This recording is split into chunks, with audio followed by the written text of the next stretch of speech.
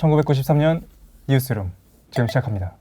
독실이와 수리 PD와 최 사장이 함께 만드는 뉴스룸. 잠깐 헷갈렸지. 뭐라고 말할까? 1990년부터 한 해씩 주요 뉴스를 뽑아가지고 같이 이야기 나눠보는 시간을 갖고 있는 프로그램입니다. 무슨 끝나겠네요.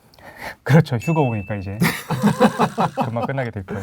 네. 좀 바뀐 게 있습니다. 그죠? 잘 나가게 됐잖아요. 지금 갑자기 그래서 좋은 스튜디오로 와서 촬영하게 됐습니다. 여기는 못 바뀐 자국 이런 건 없네요. 그렇죠. 엄청 대신에 이제 보일러, 뭐 에어컨 이런 거. 원래 그 수리 PD님이 되게 깔끔해요 실제로. 그래서 최 사장의 집에 있는 테이블에 팔이 닿고 싶지 않다. 그래서 항상 팔토시를 했는데 그래서 세탁을 여기 이제 해서? 깨끗한 느낌이 오는 거예요. 그래서 팔토시를 팔토시 딱 빼고 이제는 필요 없게 되었습니다. 네.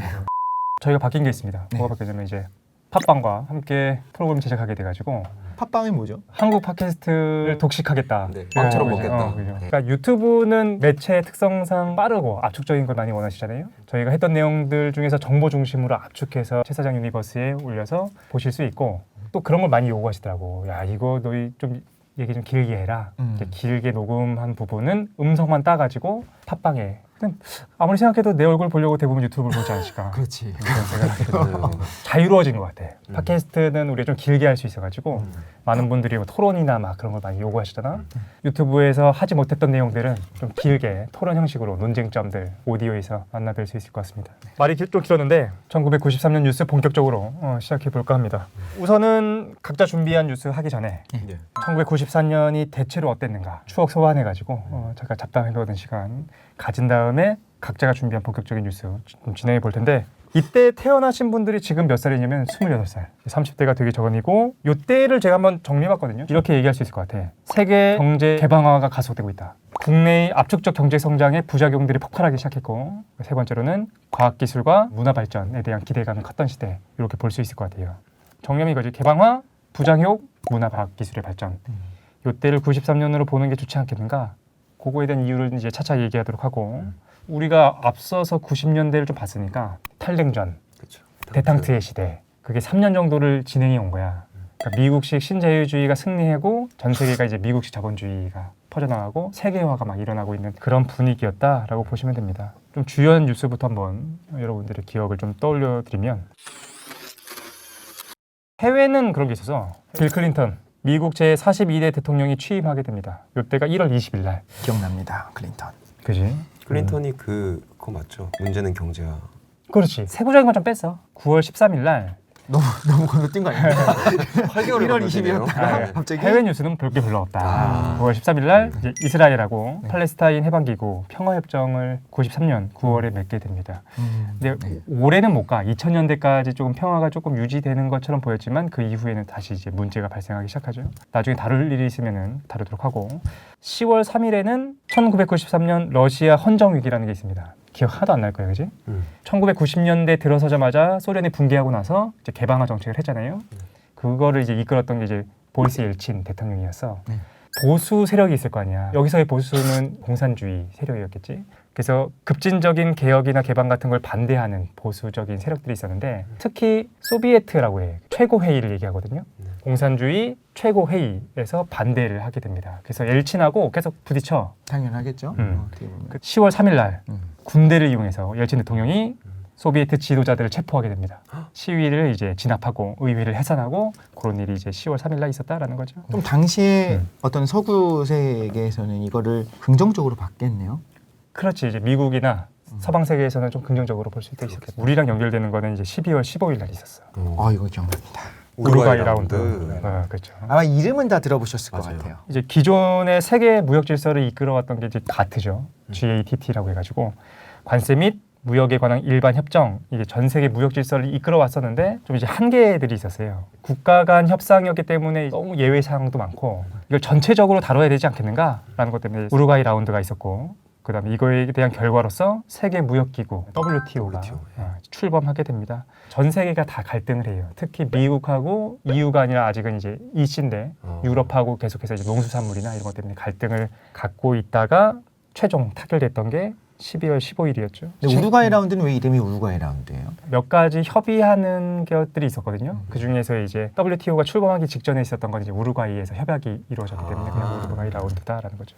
그래서 한국의 이게 쌀 시장 개방으로 이어져. 이때 시위 어마어마하게 진행했었던 게 있었어요. 그래요? 농민들이 그죠. 그래서 이제 김영삼 대통령 취임하고서 이제 첫 해였는데 불가피한 쌀 시장 개방이었다. 공식 담화를 발표하기도 하고. 왜냐하면 미국을 비롯해서 저렴한 쌀들이 들어올 거라고 하니까 쌀값이 떨어질 수밖에 없는 거죠. 그러니까. 우리는 이제 화폐 가치를 이야기할 때 쌀을 가지고 이야기를 하잖아요. 화폐 가치를 이용할 때 쌀을 갖고 얘기한다고? 그럼요. 부모님들도 다 그렇게 할걸요? 아, 부모님 한번 세대? 물어보세요. 과거에는 그러니까 누군가 결혼식을 한대. 그럼 얼마를 줄 것이냐를 이야기할 때 10년 후에 결혼하는 것과 10년 전에 결혼하는 게 가치가 달라지잖아요. 그렇죠. 그래서 쌀 한 가마니 가격을 기준으로 해서 그때 쌀 한 가마니 가격만큼에 대한 뭐 이런 식으로 계산을 했었던 게 기억이 나요. 고리 쪽 시절이. 우리는 어찌까지나 주식이 쌀이니까 그만큼 중요한데 누가의 라운드라고 하는 건 그 쌀값을 건드리는 셈이 되는 거잖아요. 그렇죠. 뭐 이런 얘기 그 당시에 봤던 것 같아요.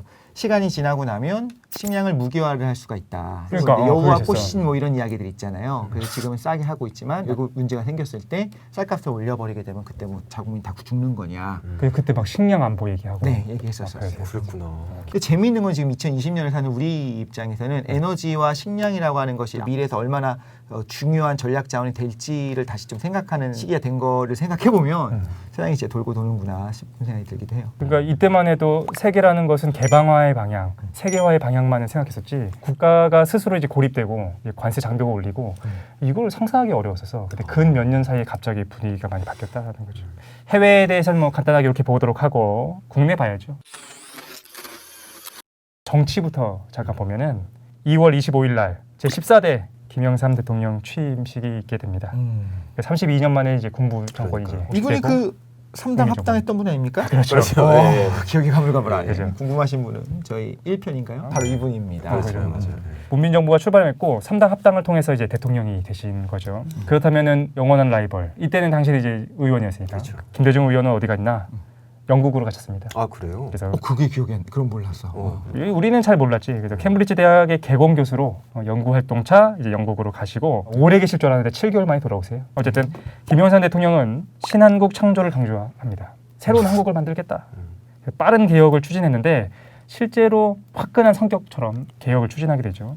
대표적인 게 이런 거였어요. 김영삼 대통령이 취임하고 한 이틀 후에 자기 재산부터 공개하기 시작해가지고 진짜? 계속 재산을 공개하게 돼요. 그리고 국군 내 불법 사조직인 하나회를 숙청하게 됩니다. 사실은 이런 거를 빠르게 진행할 수 있었던 게 어떻게 보면 3당 합당의 긍정적인 면일 수도 있어. 강력하고 거대한 여당을 등에 업고서 할 수 있었지 않았을까라는 생각도 듭니다.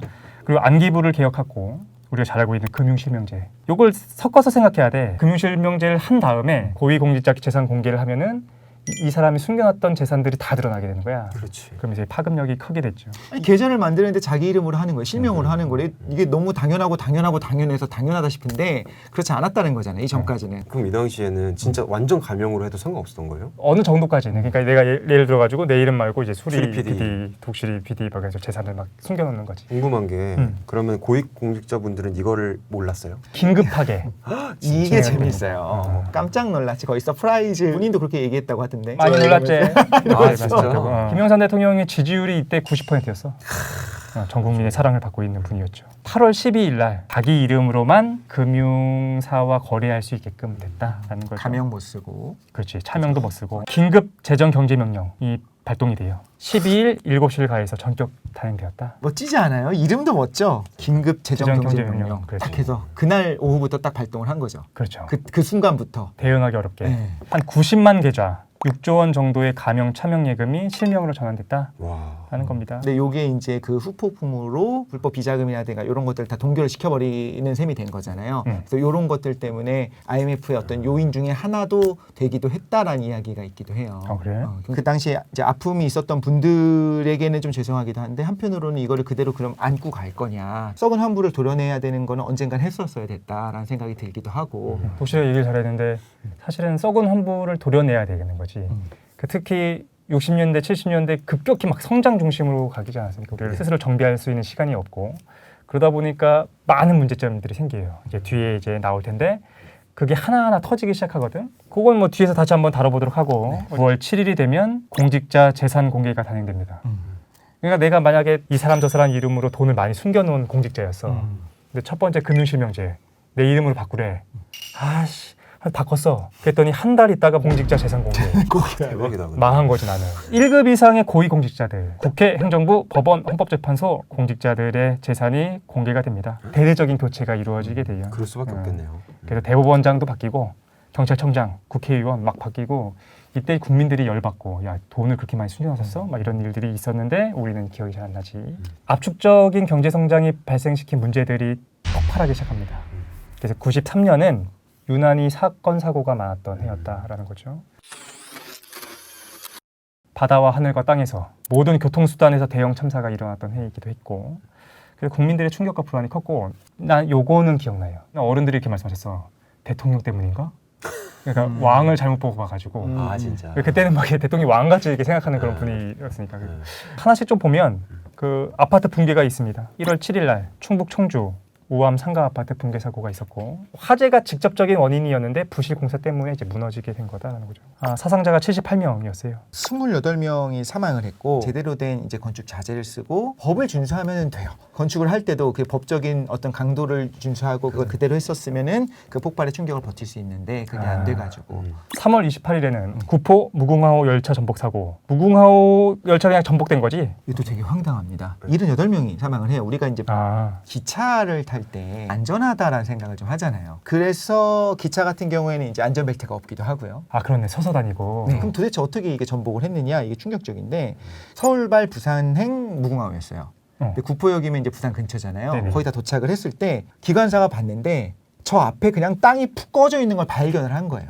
멀리서. 실제로 꺼져 있었어요. 네. 선로가. 네, 선로가 푹 꺼져 있는 걸 발견하고 급브레이크를 딱 이렇게 잡았는데도 불구하고 그때까지 이제 충분히 서지를 못해가지고 그 순간에 그 아래에 푹 꺼져서 들어간 게 기관차, 그뒤 이제 발전차, 이제 전력 공급을 해야 되니까, 그리고 객차 두 량이 간에 들어가는 거예요. 이렇게 달리다가 쑥 꺼져서 들어가면서 이렇게 막 뒤집어지면서 이제 앞으로 충격받아서 들어가는 거죠. 나머지는 뒤에 있고 또 내 량이 그 안으로 들어가 버려요. 싱크홀 때문인 거예요? 싱크홀이 아니라 그게 뭐였냐면 근처 집안 아래에서 철도청이랑 상의를 하지 않고 그냥 발파 작업을 막 하고 있었던 거예요. 여기서 이게 발파 작업을 하고 있으니까 집안이 물이랑 이 흙더미가 쓸어 내려가면서 그냥 쿡 꺼져 버린 거예요. 이 앞에 열차가 지나갈 때까지 괜찮았다가 그 다음에 그냥 집안이 꺼져 있고 아무도 뭐 꺼진지도 몰랐고 기관사는 그걸 발견하고 빠르게 브레이크를 개동을 해갖고 그래도 피해가 최소화가 된 거지. 그러니까 뭔가 협의해야 되는 절차를 지키지 않고서 막 이런 전혀 하지 않은 거죠. 우리는 지금 현대 사회에 살고 있으니까 정근대 사회에서 근대로 넘어갔을 때 그 어떤 제도나 질서를 확립되는 게 시간이 좀 많이 걸리는 것 같긴 해. 그리고 생각보다 법이 되게 촘촘해요. 그치. 법을 잘 지키면 생각보다 많은 일들이 안 벌어져. 어떤 사건 사고가 일어난 다음에 그 이유를 복기를 해보면 법이 좀 부실했어.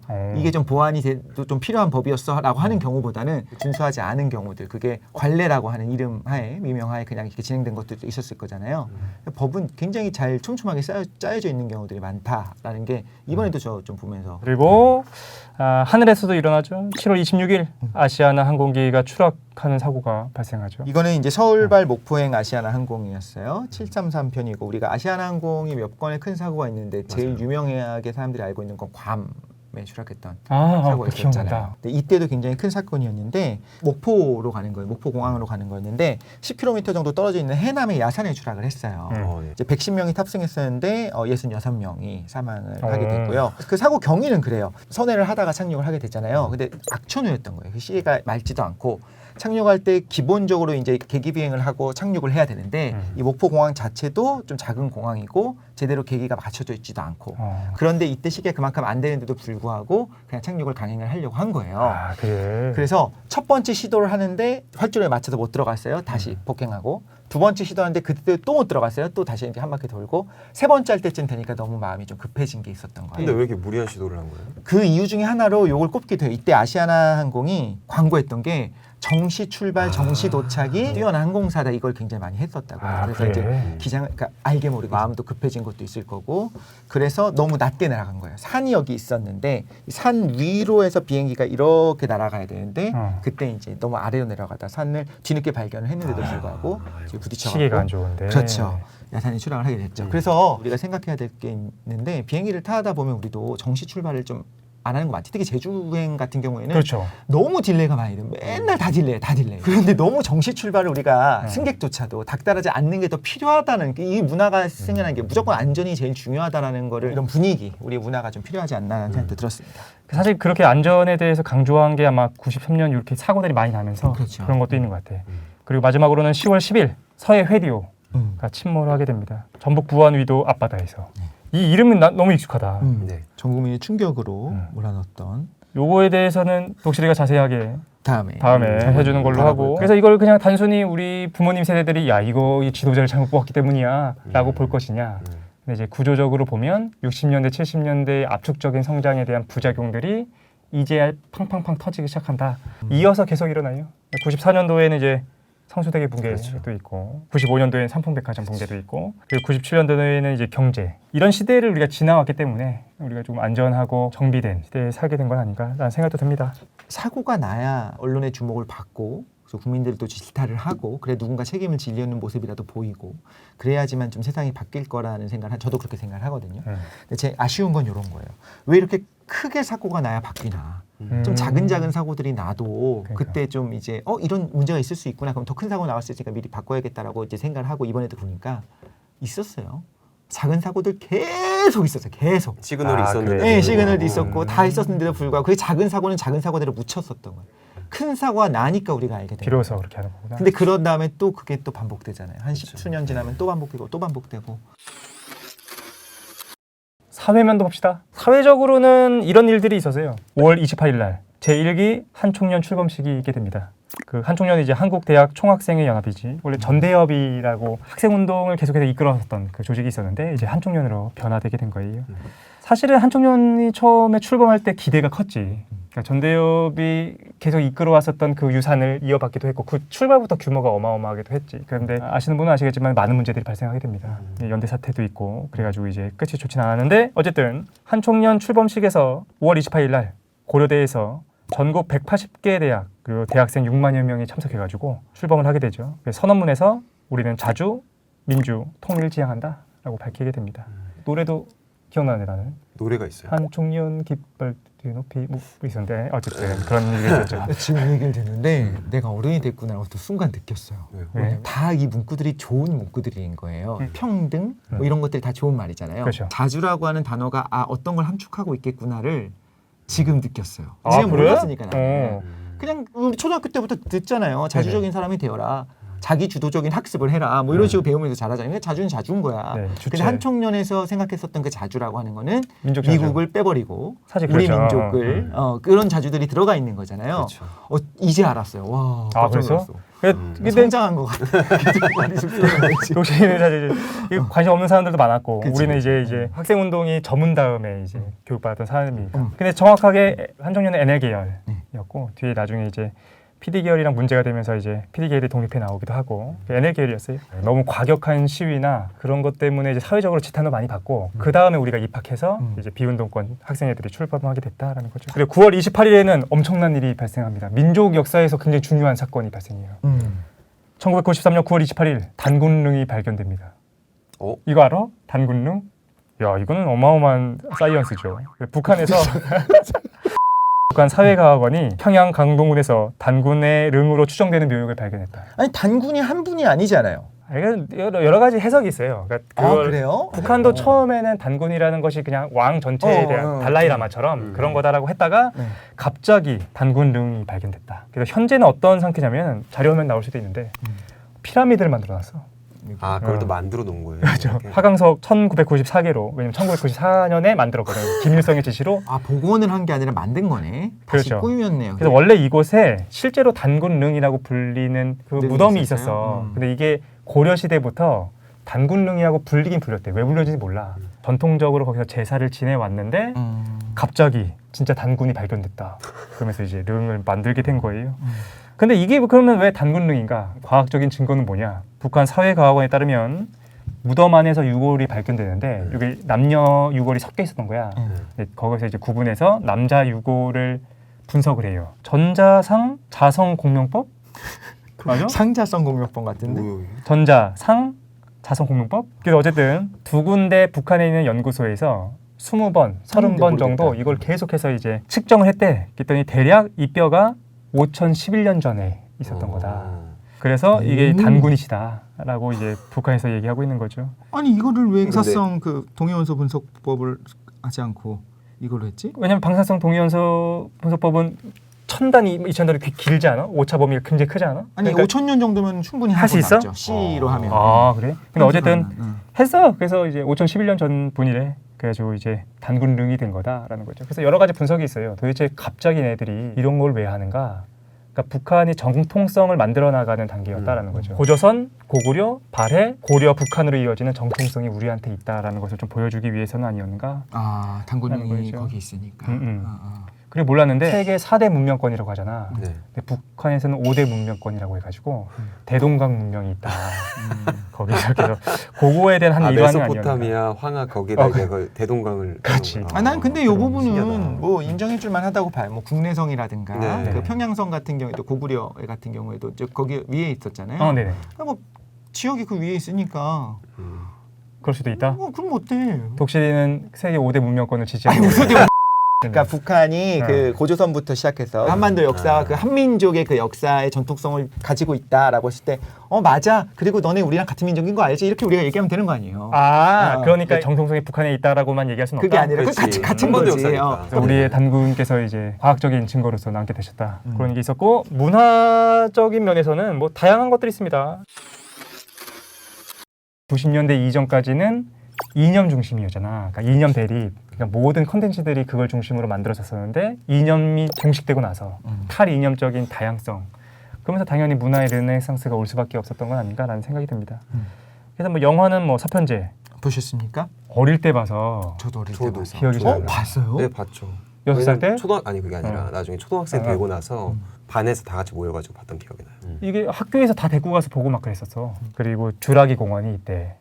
주라기 공원이 되게 충격적이었다면서요. 처음 봤을 때 그렇지. 세상이 어떻게 저렇게 그러니까. 진짜로 공룡. 쟤네들을 고용을 했나? 공룡의 사람이 고용? 안에 들어가 왜냐면 있나? 몰랐으니까 아, 그때는. 그렇지. 그래서 어쨌든 컴퓨터 그래픽의 좀 진수를 보여줬죠. 그리고 쉰들리스트나 투캅스 개봉을 하게 되죠. TV에서는 여러 가지가 있었는데 내가 기억나는 것만 좀 가져왔어. MBC 청소년 드라마 사춘기 기억납니까? 몰라요. 저는 학교 때부터 기억납니다. 학교 때부터 네. 기억나는구나. 사춘기라는 게 있었고 경찰청 사람들 빠빠빠빠 빠밤 열렬한 웃음 천국 체험 삶의 현장 출발 비디오 여행 이런 것들이 이제 시작. 체험 삶의 현장 아직도 하지 않나요? 이거 끝났나? 끝났지 않아요? 모르겠어요. 너무 그냥 익숙해. 그리고 애니메이션은 뭐 시간 탐험대가 있어서 돈데크만 나오는 거잖아. 네, 돈데기리기리 돈데기리기리 돈데 들어본 것 같아. 그리고 보거스는 내 친구 이런 것도 있었고 보거슨의 친구 이거 애니메이션이라고 해도 약간 차륵 같은 걸로 클레이로 움직이는 맞아. 거 중간에 맞죠? 맞아요. 중간에 네, 맞아요. 그런 것도 있었고 게임 역사상 굉장히 중요한 작품 둠이 이때 대표되게 됩니다. 둠 했었어요? 그럼요. 진짜? 둠2. 둠2 저도 했어요. 둠2가 유명했지. 둠이랑 그때 울펜슈타인 맞아. 했었던 기억이 나요. 둠이 너무 나는 기억나는데 너무 무서워가지고 밤에 이렇게 하는데 자꾸 뒤를 돌아보게 되는 거야. 이렇게 하다가 엄마가 있나? 엄마가 엄마. 자동차는 역사적인 기아 스포티지 이때 출시가 돼요. 쌍용 자동차 무쏘도 이때 나오게 됩니다. 무쏘가 진짜 그 명작이었다고 회고하는 분들이 많더라고요. 맞아. 그래요? 그럼 되게 간단한 차로 유명했었다. 그리고 엔진이 아마 그때 벤츠 엔진이 들어갔었을 거예요. 아, 그래? 그래서 사람들이 그 무쏘를 튜닝을 해갖고 뒤에 그 쌍용 마크를 떼고 벤츠 벤츠 마크를 마크를. 붙이기도 하고 그러면서 그 지금도요 가끔 보면 쌍용차 같은 거 보면은 그 댓글들 보면 벤츠 엔진 들어갔던 그때 무쏘가 되게 막 좋았었지 좋았었다. 이렇게 얘기하는 것들이 있어요. 뭐 스포츠에서는 이제 우리가 잘 알고 있었던 농구의 신 마이클 조던이 첫 번째 은퇴를 한 때가 이때였던 거죠. 첫 번째 은퇴야. 근데 금방 돌아와. 원래는 마이클 조던을 해야 되겠다라고 하다가 더 중요한 인물이 있어가지고 바꾸게 되는데 그리고 이걸 상징적인 사건은 이제 8월 7일 날 대전 엑스포가 개최되면서 이제 과학과 문화 종합 전시장이 개막되게 되죠. 108개국 33개 국제기구가 참가했고 93일간 1,500만 명이 관람했다고 합니다. 그래서 엄청난 흥행을 했다고 해. 깜짝 놀랐습니다. 엑스포 사상 개도국에서 처음 열렸다. 맞아요. 맞아요. 왜 놀랐냐? 여러분 우리나라가 개도국이었대요. 지금 이걸 보는데 낯설게 느껴진다. 야 올해 초까지 개도국이었어. 그래서 게다가 올해 초에 이제 개도국에서 탈퇴하게 진짜예요? 됐죠. 네. 너 이건 몰라. 마지막으로 이제 탄생과 사망 제가 아는 사람만 갖고 왔습니다. 그래서 이때 탄생하신 분이 방탄소년단 슈가, 그분이 안다는 얘기는 아니고 그렇죠. 네, 내가 저는 네, 나만 아이유, 박보검, 아리아나 그란데, BY, 에이핑크에 있는 분들, 뭐 혁오. 뭐 이렇게. 많이 하시네요 생각보다. 사실 잘 모를 줄 모르는데 알았는데. 그냥 가져왔어요. 맞아. 얼굴 보면 모를걸? 사실 모르죠. 그렇지. 그리고 사망은 오드리 헵번 했고, 아. 그리고 11월 4일에는 성철 큰 스님께서 입적하시게 됩니다. 여기까지 우리가 1993년에 대한 대략적인 뉴스들을 그냥 막 목록만 봤어요. 제가 아직 주요 뉴스를 다루진 않았고. 정말 지치지. 우리 벌써 힘들어. 한 3시간 한 것 같은데. 그러니까 1년 전체를 하니까 이게 힘듭니다. 그죠? 가장 중요하다라고 생각하는 3가지 뉴스 찝어가지고 자세히 한번 다뤄보도록 하겠습니다. 유튜브 영상은 여기서 좀 정리를 하고, 요거에 대해서 잡담, 그 사소한 얘기들은 이제 팟캐스트에서 조금 더 길게 시간 제한 두지 말고 쭉 한번 얘기해보는 시간을 정말? 갖도록 하겠습니다. 오늘 하루 종일 한다는 거죠. 이게 하루 종일. 네. 그래서 일단 1993년 대략적인 뉴스 일단 여기서 마치고, 세부적인 내용은 팟캐스트에서 뵙는 걸로 하겠습니다. 감사합니다. 감사합니다.